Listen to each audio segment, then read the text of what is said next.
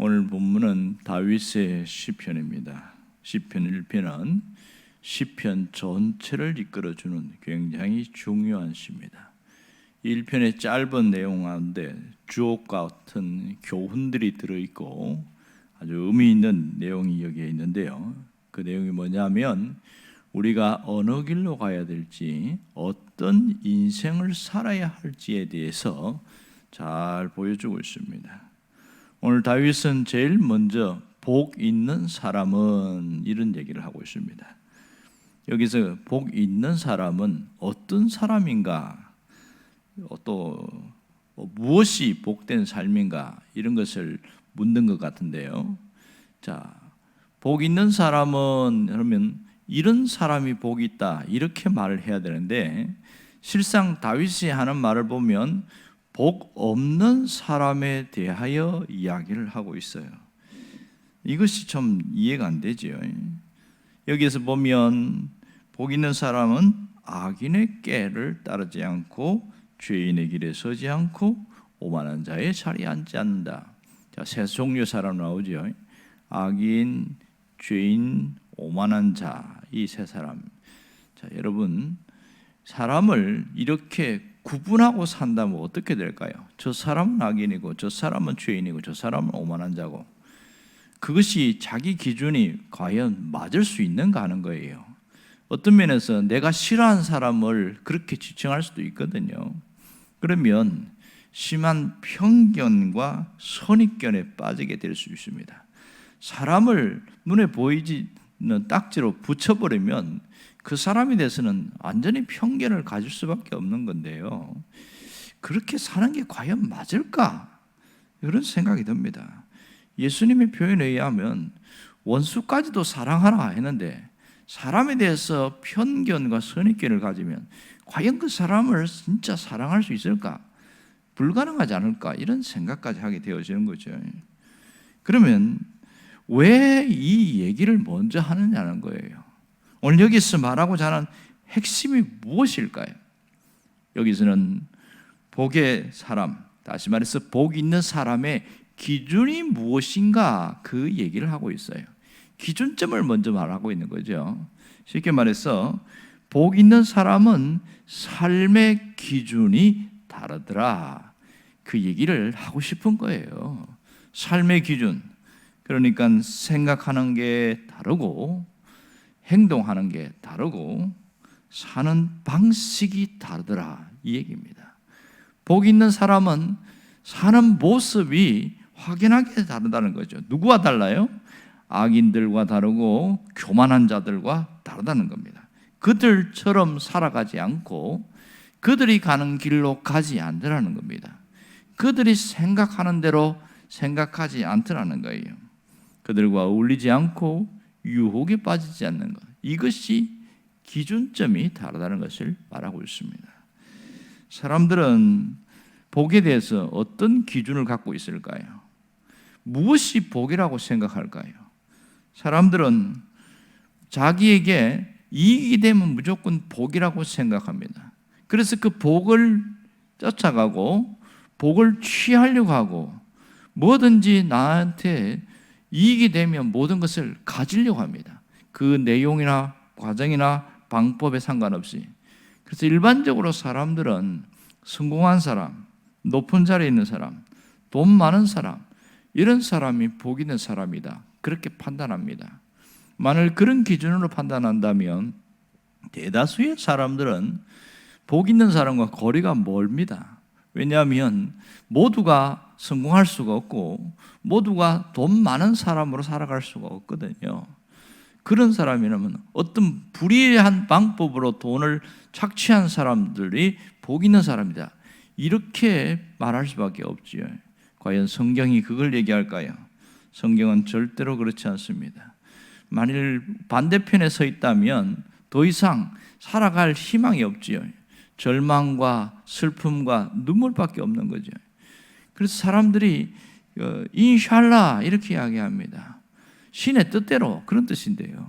내가 이렇게 가난하게 사는 것도 신의 뜻이고 내가 이렇게 불행하게 사는 것도 신의 뜻이다, 뭐 이런 표현들을 합니다. 이걸 뭐라고 표현하냐면 운명론에 빠져서 산다 이럽니다. 그런 사람들에게 무슨 복 있는 사람에 대한 얘기를 할 필요가 뭐 있겠어요? 신의 뜻대로 살아가는데.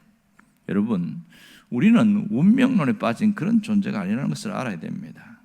어떤 분들은 교회를 다니면서도 뭐라고 그러냐면 나는 지지리도 복이 없다 그러면서 남편을 만나고 누구를 만나고 다 내가 복이 없어서 그렇다 이런 얘기를 합니다. 이 사람은 교회는 다니지만 생각은 어디가 있습니까? 세상적인 사람과 똑같습니다. 그러면서 다 팔자대로 살아가는 거지 이렇게 이야기하는 거예요. 깜짝 놀랐어요. 그것이 교회를 처음 나온 초신자 같으면 이해가 돼요. 그런데 세상에 권사님이 팔자대로 살아간다. 펄쩍 뛰겠더라고요. 왜 그럴까요? 제대로 배우지를 못해서 그래요. 팔자대로 산다는 게 뭡니까? 여러분이 알다시피 한 사람의 평생에 운명이 정해져 있다. 이게 팔자거든요. 그러니까 정해진 운명대로 살아간다는 게 말이 안 되잖아요. 성경은 운명론을 이야기하지 않습니다. 성경은 섭리를 이야기하지 운명이 아닙니다. 여러분, 복은 정해진 게 아니에요. 정해진 대로 살아가는 것이 아니라 복 받을 준비가 되어 있는 자가 복을 받게 되어집니다. 이게 성경의 원리입니다. 그러면 누가 복을 주십니까? 당연히 우리는 하나님이 주신다 그렇게 믿고 고백합니다. 왜냐하면 하나님이 복의 원천이시기 때문에 그 말을 믿는 것이지요. 신명기에 나오는 것처럼 하늘에 신령한 것과 땅에 기름진 것은 모두 하나님이 주시는 것을 알고 있습니다. 다윗이 그걸 깨달았거든요. 그래서 제일 먼저 시편을 시작하면서 복 있는 사람은, 그러면서 복 있는 사람이 누구인지, 복 있는 사람은 어떻게 사는지 그걸 이야기합니다. 이 시편 1편 전체를 하나로 꽉 짜면 복 있는 사람은 어떤 사람이냐? 한마디로 말할 수 있겠지요. 복 있는 사람은 하나님을 가까이 하는 사람이다. 이렇게 말할 수가 있습니다. 하나님을 가까이 하는 사람, 그 한마디로 다 끝납니다. 여러분, 하나님과 거리두기 하는 사람들은 아무리 복을 쫓아다녀도 그게 일시적으로는 복은 될 수 있지만 궁극적으로는 하나님과 거리 둔 사람에게는 복이 될 수 없다는 것, 오히려 재앙이 될 수가 있습니다. 여러분 그거 아시잖아요. 늘 어떤 분이 매주마다 로또 복권을 사요. 그 희망이 뭐예요? 1등 당첨이에요.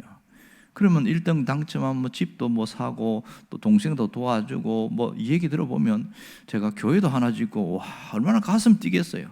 그런 분들이 있었으니까. 근데 정말 그렇게 1등 당첨되면 할까? 대부분 돌변한답니다.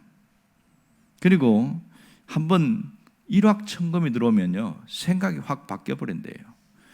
그리고 나서 그것 때문에 엄청나게 시달리게 되어지고 가족들과 등 돌려야 되고 원수가 돼야 되고 그 교회를 떠나버리고, 거의 대부분 그렇다는 많은 사람들이. 왜냐하면 돈이 있는 곳에는 사람이 쫓아오게 되어지거든요. 거기에는 좋지 않은 사람도 있다는 것을 알 수 있거든요. 결국은 그것이 우리에게 복이 아니라는 것을 알아야 합니다. 여러분, 우리가 복 있는 사람으로 살아가기를 원해요. 어떻게? 복된 자리로 나가고 복 있는 자의 자리로 돌아가는 것이 대단히 중요합니다. 자기가 잘못된 자리에 서 있으면서 하나님께 복을 달라고 하면 그건 참 말이 안 되거든요. 내가 머물고 있는 그 자리가 내가 하나님이 복을 주시는 자리에 있어야 한다는 것을 잊지 않기를 원합니다. 예를 들어서 오늘 성경에 나오는 사람처럼 오만한 자와 함께하고 또 죄인들과 함께하고 악인들과 함께하고 있으면서 하나님 나에게 복을 주세요. 그럼 하나님 뭐라고 할까요? 야 이놈아 자리부터 바꿔라 이렇게 이야기하지 않겠어요? 그것이 맞거든요. 사람들은 이런 게 머물고 있을 때 결국은 재앙과 불행을 피할 수가 없어요. 우리가 잘 알듯이 이런 종류의 사람들과 같이 어울리면 우선은 이익이 되고 도움이 되는 것 같지만 결국은 배신을 당하고 엄청나게 손해를 보고 어려움을 당하는 경우가 굉장히 많습니다. 성경에도 그런 사람 한 사람 나오지요. 누굽니까? 롯입니다. 그는 아브라함과 함께 있으면서 엄청난 부를 누렸어요. 더 많은 부를 누리기 위해서 어디로 갔냐면 소돔 땅으로 갔습니다. 처음엔 소돔 근처에 있는 소알 지역에서 갔다가 거기서 더 좋으니까 소돔 땅으로 들어간 거예요. 얼마나 열심히 했는지 몰라요. 얼마나 자수성가해서 노력했는지 창세기 19장 1절에 보면 그가 성문 위에 앉았다 이렇게 말합니다. 성문 위에 이방인이 아무나 앉을 수 있을까요? 성문 위에 앉았다는 것은 그 지역에서 유력한 자, 지도자, 권력을 가진 자가 되었다 이런 뜻이거든요. 정말 열심히 했겠지요. 그러나 우리는 결과를 잘 알고 있습니다. 소돔이 망할 때 롯이 가진 것 모든 것이 다 불타버렸습니다. 겨우 몸만 빠져나왔습니다. 과연 이 사람이 복 있는 사람이라 말할 수 있을까요? 무엇이 문제입니까? 자리가 문제입니다. 복된 자리에 있는 것이 아니라 잘못된 자리에 있었기 때문에 그들이 망할 때, 그곳에 있는 것들이 망할 때에 같이 망하게 되어지는 것을 우리는 잘 알고 있습니다. 그러므로 복 있는 사람으로 살아가려면 먼저 복을 쫓아가는 것이 아니라 내가 복된 사람이 되어 있어야 됩니다. 그 사람이 더 중요한 것이죠. 복 있는 사람으로 서 있는 것, 그 사람을 하나님이 인정하신다는 것을 잊지 않기를 원합니다. 복된 사람으로 서 있는 사람은 어느 길로 가야 될지 분별력이 있습니다. 인생을 살아갈 때 가장 지혜로운 것은 분별력입니다. 두 가지 분별할 줄 알아야 됩니다. 하나는 사람을 분별할 줄 알아야 돼요. 또 하나는 일을 분별할 줄 알아야 됩니다.